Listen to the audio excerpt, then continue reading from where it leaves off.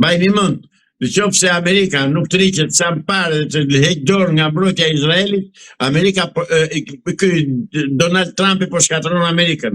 Shpresoj dhe e kam thënë herë tjera, shpresoj shumë tek ndërhyrja e Komisionit Senatit dhe deri tani nuk ka evidenca për gjë të tillë. Shpresoj tek pjekuria dhe tek ndërhyrja e Senatit dhe Kongresit Amerikan për të zgjidhur këtë problem. Ndërsa për atë qyteti nuk ka asgjë për çfarë kishte fjalën për xhihadin? Po, nuk ka evidenca deri më tani. Se nga kush i pret evidencat, mos do dalin ata të bëjnë listë emërore, janë kaqe, do vënë kaqe, do dalin kaqe, jo. Jo. Zoti Islami, nga ana tjetër, Donald Trump ka deklaruar se ushtria e Shtetit Bashkuar të Amerikës është më e fuqishme në botë dhe mund ta godas Iranin atje ku nuk e pret, madje mund ta godas edhe në vendet me thellësinë më të madhe ku mbajnë armatimet e tyre më të fuqishme.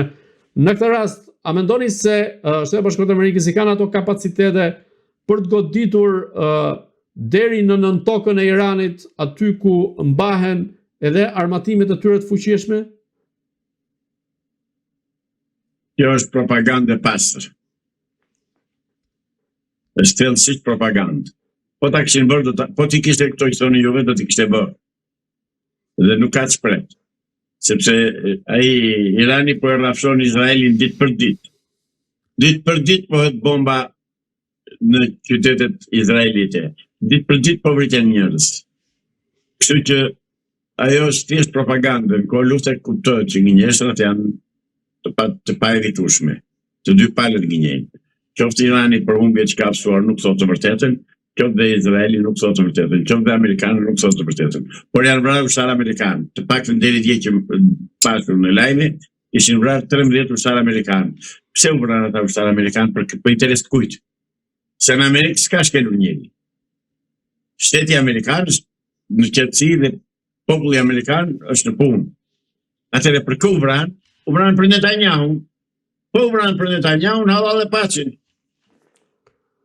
Në këtë rast, nëse nuk ka sukses fushata ushtarake që ka ndërmarrë deri tani dhe ndërhyn me trupat toksore, a mendoni se Shteti Bashkuar të Amerikës dhe Izraeli mund ta pushtojnë ushtarakisht Iranin në terren? Absolutisht jo. Nuk munden.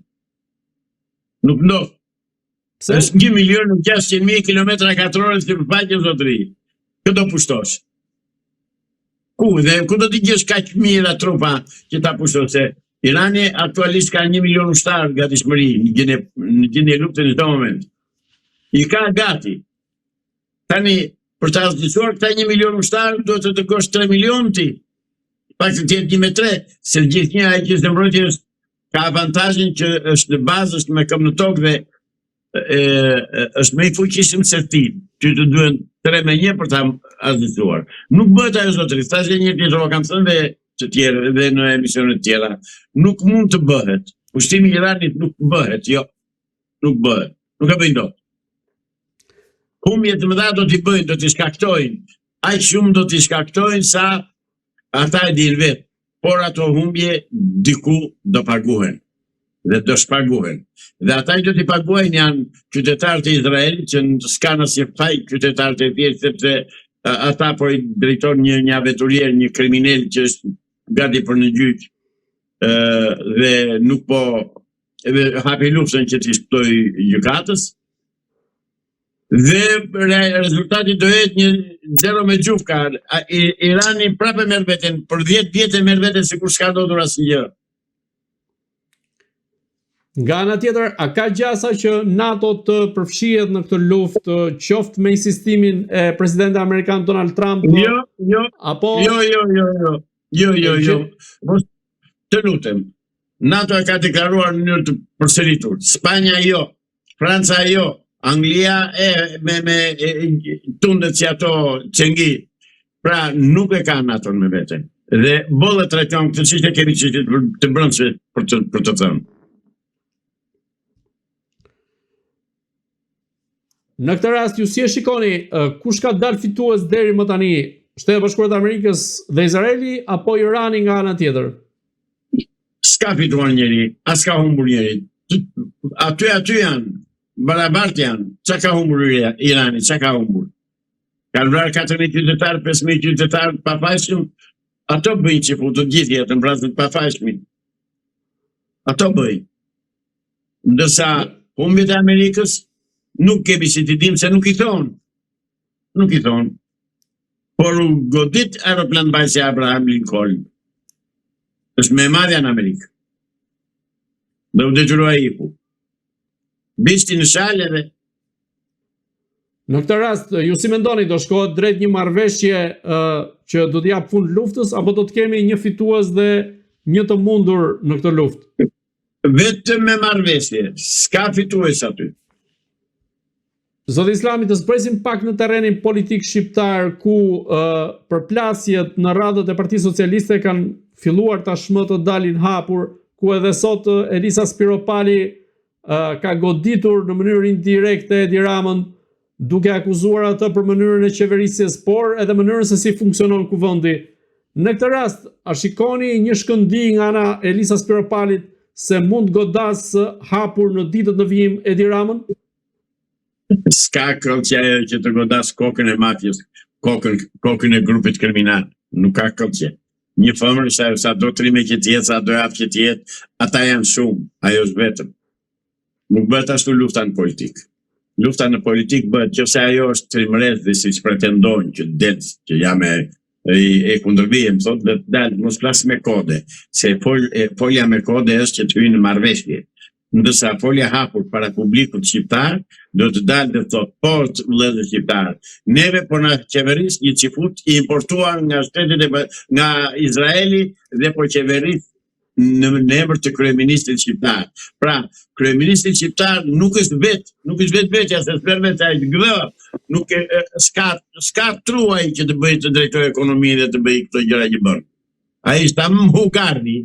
Edhe ka atë dhe komandon ai qifuti dhe ai bën këto veprime që e ka mësuar që ai tha merr kadastrën, merre në vartësim tënde dhe duke marrë kadastrën, se ky është problem shumë i madh, problem që mund të na çojë në luftë civile. Mbajini mend se po them.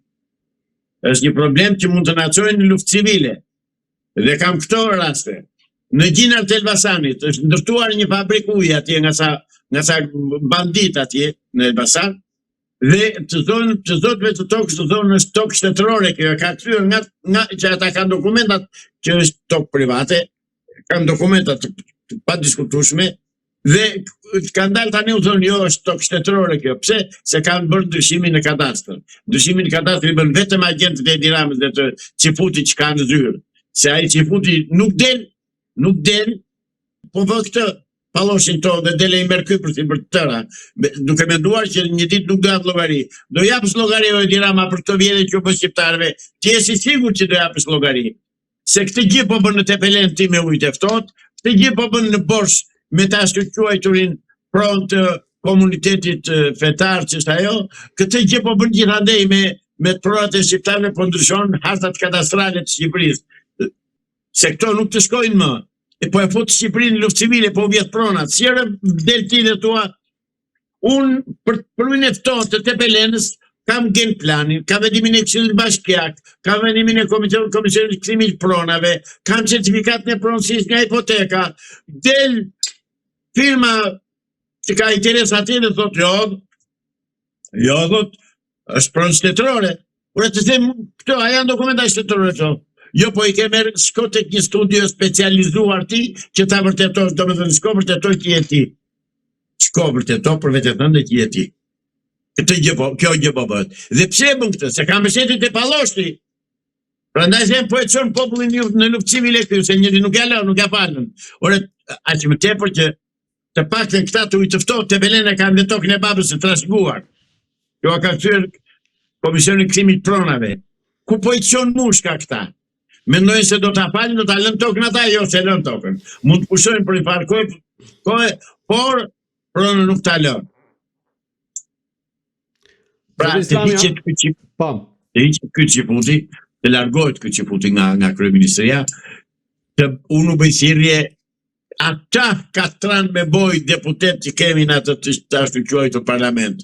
Thirrini mendjes more dhe ktheuni në Shqipëri, more ma vri me boj. Ktheuni more në Shqipëri se po po bëni vëllavrasës, more, po bëni atë që bëri Enver Hoxha në 43, në 44. Ktheuni more se po vrisi shqiptar për 1 metër tokë. Ktheuni more se Rjolli nuk është i Sali Berisës edhe i ati si e ka i Bashkimule. Bashkimulës. Jo zotëri, Rjolli si Shkodranëve. Ishte atyri që janë atje. Dhe ata e kanë treguar që po vazhduan kështu, ata do shkojnë drejt luftës. Këtë kërkon Edi Rama, këtë kërkon me siguri këtë kërkon.